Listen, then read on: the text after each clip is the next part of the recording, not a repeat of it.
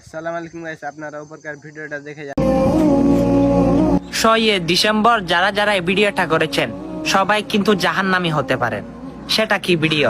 সবাই বলতেছেন 6 ডিসেম্বর কোরআনে কারিমের 1449 হিজরি পূর্ণ হয়েছে। আসলে ভুল। আল্লাহ রাব্বুল আলামিন কোরআনে কারিমে সূরা বাকারা 185 নম্বর আয়াতে বলে, আমি কোরআন নাজিল করেছি রমজান মাসে। আর 6 ডিসেম্বর কিভাবে কোরআন নাজিল হতে পারে এবং কোরআনের 1439 বছর পূরণ হতে পারে? আপনার বিবেকের প্রশ্ন না? যারা যারা এই ভিডিওটা তৈরি করেছেন সকলে কিন্তু তওবা না করলে জাহান্নামী হতে পারেন, কারণ ইসলামিক বার্তা মানুষের কাছে ভুল প্রচার করেছেন। হয়তো আপনার কারণে হাজার হাজার ভাই আর হাজার হাজার মানুষ কিন্তু ভুলটা বুঝতে পারবে।